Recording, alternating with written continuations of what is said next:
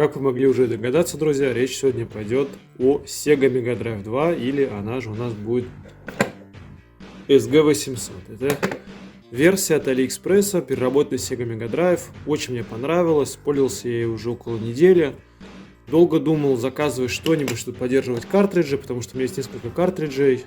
Вот, например, у меня есть Дюна, есть такой пиратский сборник, и еще у меня есть из детства остался Сильвестр и Твити. Ну, в общем, искал очень долго Sega, который поддержит картриджи, и в итоге пришел к выводу, что с HDMI выходом их не так уж и много за небольшую цену, и было принято решение попробовать купить Sega размером с флешку.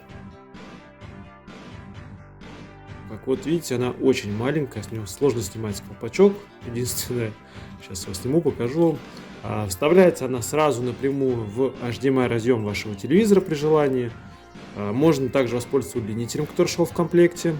Очень удобно на самом деле, если у вас как-то неудобно вам как-то подбираться за телевизор, можете вот воспользоваться удлинителем. Также в комплекте у нас была, ребят, карта памяти. Вот она была небольшая, на 500 мегабайт у меня в комплекте, я уже поставил. Ну это тут я остался с оригинальным, 500 метров. На нее было уже закачано изначально около 600 игр. Я купил комплектацию 600 играми, были еще комплектации 1500, по-моему, игр. И там игры были от Dendy, еще вот в комплекте шли. А я взял чисто сеговские игры. И также в комплекте нашел микро-USB кабель, чтобы запитать все это добро. Так что достаточно вставить просто в HDMI разъем, запитать микро-USB, и можно играть. В принципе, что еще можно сказать о самой приставке, так это то, что она действительно очень качественно оказалась, я даже не ожидал. Играл больше недели, уже наиграл в нее. Выиграл очень много разных игр, обязательно вам сейчас вставлю, покажу, как все это выглядит. Теперь о самом главном, друзья, почему я решил, в общем-то, купить эту приставку, потому что к ней в комплект идут очень качественные беспроводные геймпады. Действительно, когда я говорю, ребят, качественные, во-первых, они по ощущениям, на ощупь, по нажатию приятные. Вот я не знаю, как вам описать, нету никакого люфта. У меня были до этого другие геймпады некачественные. Тут действительно, когда берешь его в руки, ничего не дребезжит, ничего не болтается. Очень приятно, мягко нажимаются кнопки, при этом они мягко, но достаточно жестко. То есть я имею в виду, что нету никаких трудностей при нажатии, то есть прям вот как надо. Очень был приятно, я удивлен качеством геймпадов, и что самое главное меня порадовало, так это то, что они не отваливаются во время игры, никакого залипания тоже не обнаружил, то есть не было такого, что нажимаешь вниз, он там, например, долго вниз будет нажимать потом, да, у меня были такие проблемы с моей Sega Mega Drive от ET Games, которая как раз таки поддерживала картриджи, здесь же таких проблем не возникло. И второе, что очень приятно, это никакой задержки, друзья, вот действительно, я когда играл и в Mortal Kombat,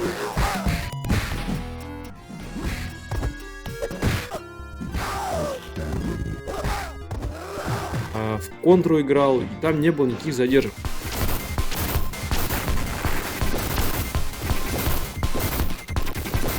Действительно, может какие-то микро есть задержки, так как все-таки это беспроводной геймпад, но ты их реально не замечаешь. Так что я очень был приятно удивлен. И в комплекте, друзья, что самое главное, шло у нас 2 геймпада, что очень здорово, можно сразу поиграть вдвоем. И здесь есть даже кнопка переключения, вот, не знаю, видно вам или нет, Player 1 и Player 2. То есть, специально просто переключить, и у вас вот геймпад из Player 1 переходит в Player 2, что тоже очень удобно. И можно, кстати, даже самому играть в Mortal Kombat, переключаясь с P1 на P2 и так далее. В общем, очень порадовали геймпады. Работают они, ребят, на обычной 3А батарейке, можно аккумулятор бахнуть, естественно, 3Ашный.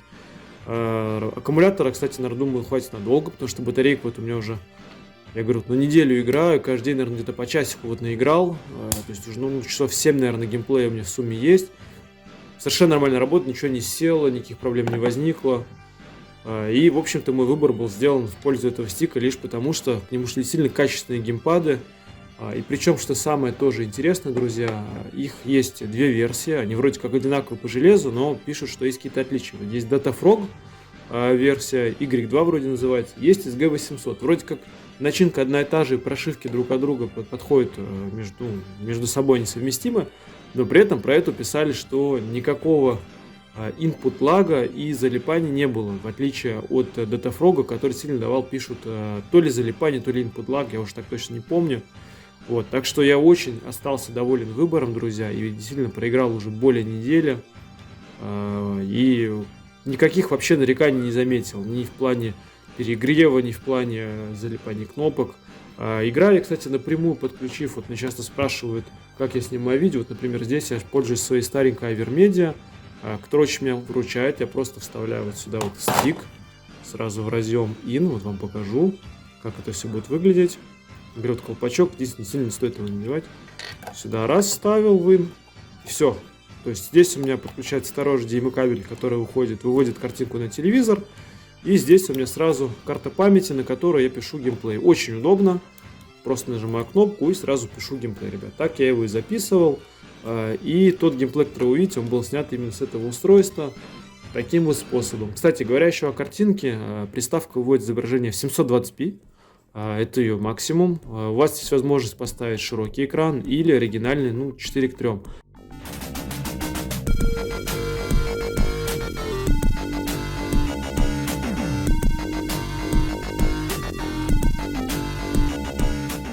Выглядит все очень приятно, и Sega, и Dendy, там, видимо, какие-то наложены фильтры, то что картинка сильно сглаженная, приятно. Не хочется ничего поменять, и меня это очень радует, что настроек не так уж и много.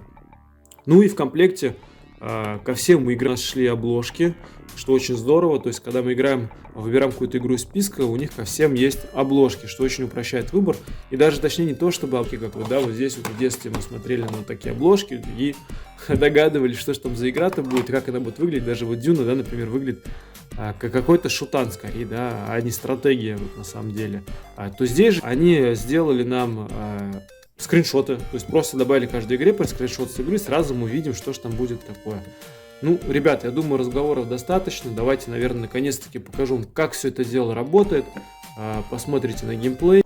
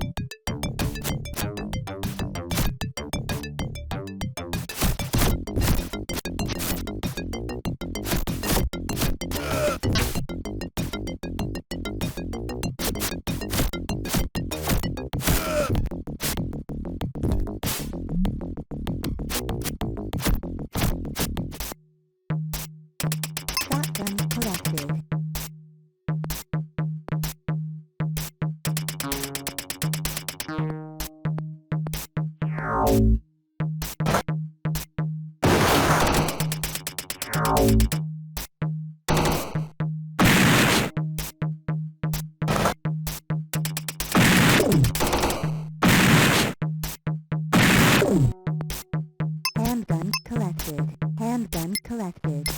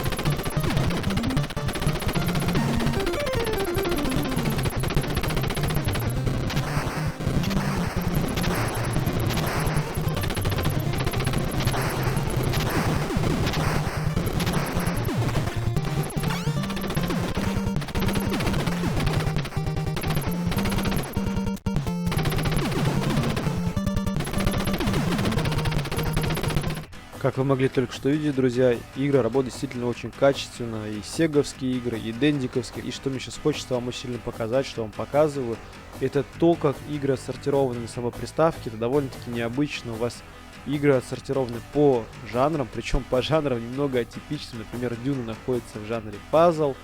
И в разделе Adventure приключений будет находиться Comic Zone. Почему-то они его засунули не файтинг. И сейчас что я вам покажу, друзья, вот все игры, которые вот есть на версии максимальной комплектации Sega, вот какое их количество, вы можете, если захотите, посмотреть полностью отрезок, увидите абсолютно все игры и обложки к ним.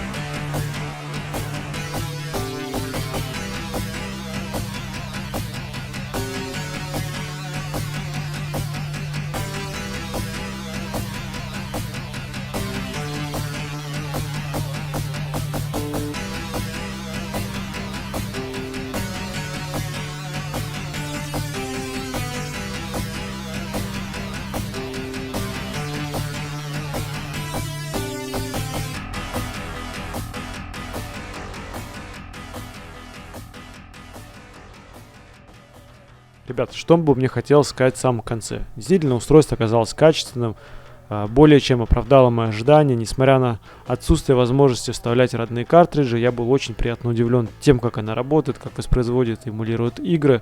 Очень понравилось качество самих геймпадов. Хоть, конечно, в начале видео я вам сказал, что они держат довольно-таки долго батарейку, но если не вытаскивать, то действительно через неделю она у вас сядет, даже если вы будете играть по часу в день. Так что рекомендую вам либо ее вытаскивать, либо модифицировать геймпад и там, не знаю, поставить какой-то свич на включение on-off. Но, несмотря на это, ребят, сам функционал у Stick оказался очень хорошим. Я не задел тему того, что вы можете сохранять игры по ходу их прохождения. На каждую игру у вас есть 5 слотов для сохранения, все максимально просто работает. Помимо этого, мне понравилась еще возможность выбора между PAL и NTSC регионом, что тоже очень удобно, или же можно просто-напросто оставить в режиме авто, что я, в принципе, и сделал.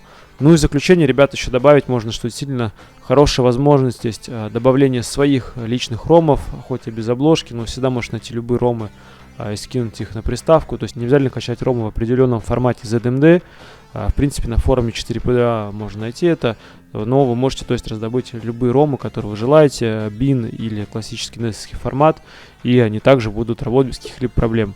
Ну и в заключение еще добавлю, ребят, что если вам понравилось это видео, если вам интересна эта тематика, то обязательно напишите мне об этом, дайте узнать, может быть, у вас какие-то вопросы есть, задавайте, с радостью отвечу.